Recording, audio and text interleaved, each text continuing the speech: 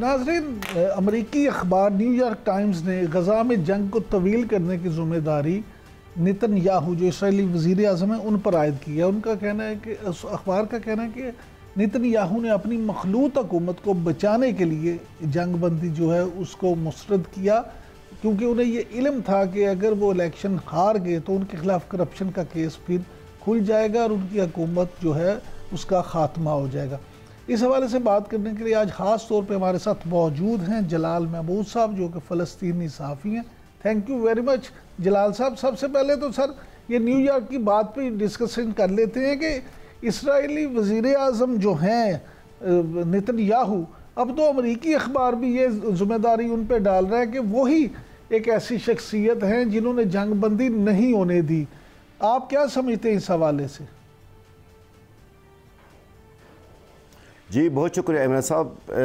بسم اللہ الرحمن الرحیم۔ سب سے پہلے بات بالکل یہ جو امریکن خبریں جو نشریات ہے جو بتا رہے ہیں کہ یہ نتنیاہو رکاوٹ بنا ہوا، نتنیاہو سیز فائر نہیں چاہتا، کیونکہ ان کو پتہ ہے نتنیاہو کو کہ سیز فائر ہونے کا مطلب ان کی سیاسی کیریئر ختم اور وہ جیل جائے گا، کیونکہ ان کے اوپر جو کرپشن کے کیسز ہے وہ ابھی انڈر ٹرائل ہے، اور اس جنگ کی وجہ سے اس کیسوں میں یعنی پیش رفت اس لیے نہیں ہو رہا کہ جنگ کی وجہ سے، تو وہ اپنا ذاتی مفاد کے لیے اس جنگ کو جتنا زیادہ طویل کر سکتا وہ کر رہا ہے، اور ویسے ہی مزید اور طویل کرنے کا ارادہ ہے۔ لیکن ساتھ ساتھ میں ضرور یہ بتاؤں آپ کو عمران صاحب اور آپ کے ناظرین کو، نتنیاہو یہ جو ناجائز ریاست کا دہشت گرد وزیر اعظم ہے، یہ صرف ذمہ دار نہیں ہے، آج ٹرمپ بھی ذمہ دار ہے۔ ٹرمپ کو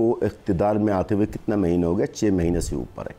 امریکہ اگر چاہیں میرے خیال میں، اور تمام تجزیہ نگاروں کے، تمام صحافیوں کے، تمام لوگوں کا یہی رائے ہے، اگر ٹرمپ واقعی میں سیز فائر کرنا چاہتا ہے غزہ کے اندر وہ کر سکتا ہے، بلکہ الٹا وہ تو جو اختیار جو بائیڈن نے پابندی لگائی تھی، ایک قسم کا اختیار ہے جو اسرائیل کو فراہم کیا کرتے تھے جو بائیڈن، اس پر پابندی لگائی تھی، تو ڈونلڈ ٹرمپ نے اسے پھر دوبارہ فراہم کرنا شروع کر دیا۔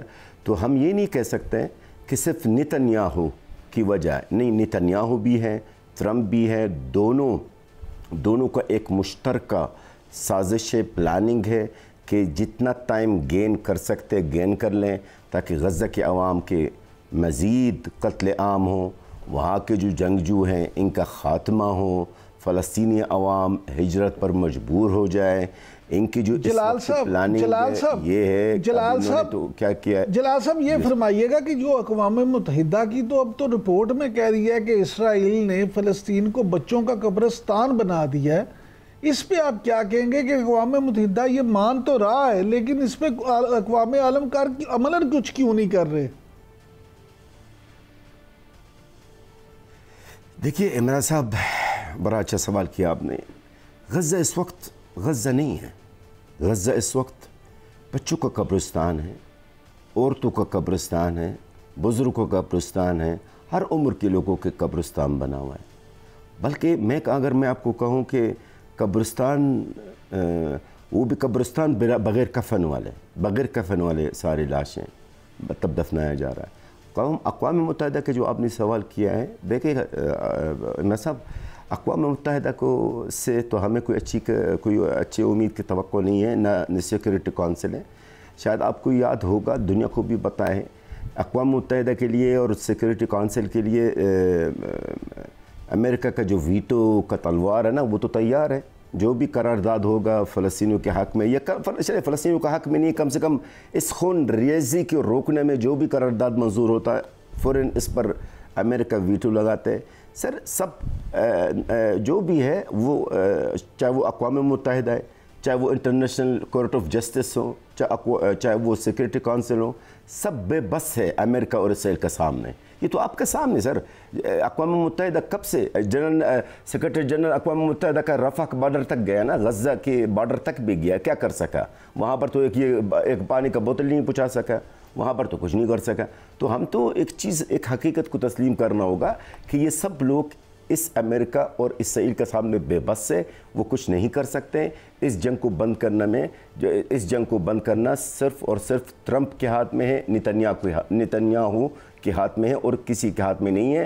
نہ اقوام متحدہ، نہ سیکورٹی کونسل، نہ OIC، نہ حقوق انسان کی تنظیمیں، کسی کے ہاتھ میں نہیں ہے۔ ان دونوں شخصیات کے ہاتھ میں ہیں جو وہ نہیں چاہتے۔ جلال بھائی یہ فرمائیے گا کہ آپ دیکھ مذاکر جلال بھائی یہ فرمائیے گا کہ جو برطانوی لیبر پارٹی ہے اس کے 60 ارکان نے وزیر خارجہ کو خط لکھا ہے کہ ان کی حکومت جو ہے وہ فوری طور پہ فلسطینی ریاست کو تسلیم کرے، کیونکہ اگر فلسطینی ریاست کو تسلیم نہیں کیا جاتا تو پھر 2 ریاستی حل کی حمایت غیر مؤثر ہو جائے گی۔ کیا آپ کے خیال میں اس خط کا کوئی اثر ہوگا یا یہ خط بھی بس ایک رسمی کارروائی ثابت ہوگی؟ سر سب سے پہلے بات تو یہ ہے، اگر دیکھا جائے تو پورا دنیا میں جتنی بھی دنیا میں ممالک ہیں، سب سے پہلے اخلاقی فرض بنتا ہے برطانیہ کے اوپر فلسطین کو تسلیم کرنے کا۔ وہ اس لیے کہ برطانیہ نے اسرائیل کو بنایا ہے، مشرق وسطی کے اندر ہے۔ آپ کو شاید یقیناً یاد ہے 1917 جو بلفور ڈکلیریشن، بلفور کون تھا؟ برطانیہ نا۔ اسرائیل کو بیدہ کرنے والے مشرق وسطی میں کون ہے؟ وہ برطانیہ تھے نا۔ برطانیہ نے لایا نا اسرائیل کو، یہودیوں کو ہمارے ملک میں زور زبردست قتل عام کرا کر ہماری زمین پر قبضہ کیا۔ تو میرے خیال میں سب سے پہلا ملک جس کو اپنا غلطی کا یا اپنی جرم کا اعتراف کرنا چاہیے تھا وہ برطانیہ کو، کیونکہ انہوں نے اسرائیل کو بنایا ہے۔ اسرائیل کا قیام میں انہی کا ہاتھ تھا، اور اس دور میں فلسطینیوں کا جو قتل عام چلتا رہا 1917 میں، 1926 میں، 1936 میں، 1948 میں، یہ برطانیہ تو تھے۔ لیکن خط کا فائدہ ہے یا نہیں ہے؟ دیکھیں کئی پارلیمنٹوں میں، کئی اسمبلیز میں قرارداد بات سے ہو رہے ہیں۔ ابھی میں آپ کو ایک چھوٹا سا مثال دے دوں۔ مئی کے اندر فرانس کا جو صدر ہے مکرون، انہوں نے کیا کہا تھا کہ انہوں نے کیا وعدہ کیا تھا کہ میں جون میں فلسطین کو بطور آزاد ریاست تسلیم کروں گا۔ جون گزر گیا، اگست ابھی آگے آنے والے۔ تو یہ سر خط و خطوط سے اور قراردادوں سے یہ مسئلہ حل ہونے والا نہیں ہے، اور جو بھی ہے جب تک امریکہ اور اسرائیل دونوں مل کر نہیں چاہیں گے کچھ نہیں ہوگا۔ اور میں آخری جملہ کہوں اس سوال کا، دیکھیے میری بدقسمتی سے عمران صاحب جو بھی پیشگوئی میں نے کی ہے وہ درست ثابت ہو جاتے ہیں۔ میں نے کہا دیکھیں یہ جنگ کی شروعات میں نے کہا تھا کہ جنگ بڑا طویل ہوگا، اور وہی ہوا۔ اچھا ابھی جب سیز فائر کے معاہدہ کی مذاکرات چل رہی تھی دوحہ قطر میں نے کہا یہ اتنا جلدی نہیں ہوگا۔ یہ میں وہ بات بتا رہا ہوں جو آپ کو 6-7 مہینے پہلے کی بات ہے، وہی ہوا۔ اسرائیل وہی تال متول کر رہا ہے۔ تو میرے خیال میں ابھی بھی سیز فائر بھی کوئی اتنا جلدی امکان نہیں لگ رہا مجھے، کیونکہ اسرائیل نے ابھی کی بات، آج کا رپورٹ، اسرائیل نے اور مزید رکاوٹی ڈال دیا۔ اسرائیل یہ چاہتا ہے کہ ہم 40% غزہ جو ہے 40% ہمارے کنٹرول میں رہے، جس پر وہ حماس اور جو دوسرے تنظیمیں ہیں پارٹی وہ اس پر اگری نہیں ہے۔ تو کہیں نہ کہیں رکاوٹ تلاش کر رہے اس مذاکرات میں، تاکہ یہ مذاکرات ناکام ہیں۔ جلال صاحب یہ فرمائیے گا کہ 7 جولائی کو جو حملہ کیا گیا اسرائیلی فوج پہ، اور جس میں ان کے 5 فوجی ہلاک ہوئے اور 14 زخمی ہوئے، تو اس حملے کے بعد کیا یہ سمجھا جا سکتا ہے کہ حماس نے اب گوریلا جنگ کا آغاز کر دیا ہے اور اسرائیل کو مزید اس طرح کے حملوں کے لیے تیار رہنا چاہیے؟ اس کو کافی نقصان ہوگا اس طرح کے حملوں میں۔ وہ 7 جولائی نہیں، 7 اکتوبر ہے۔ دیکھیے 7 اکتوبر کا جو حملہ ہوا اپنا عمران صاحب، پہلے بات یہ ہے کہ میں ادھر سے شروع کروں گا کہ حماس کی طرف، سوری سر، اچھا یہ بھی 7 جولائی جو ابھی کچھ دن پہلے جو حملہ ہوا ہے اس کی بات کر رہے ہیں آپ؟ جی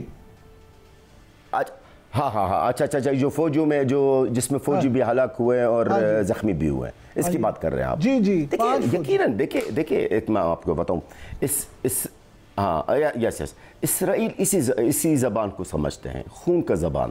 اسرائیل یہ جلسہ، جلوس، احتجاج، قرارداد اسرائیل پر اثر نہیں کرتا.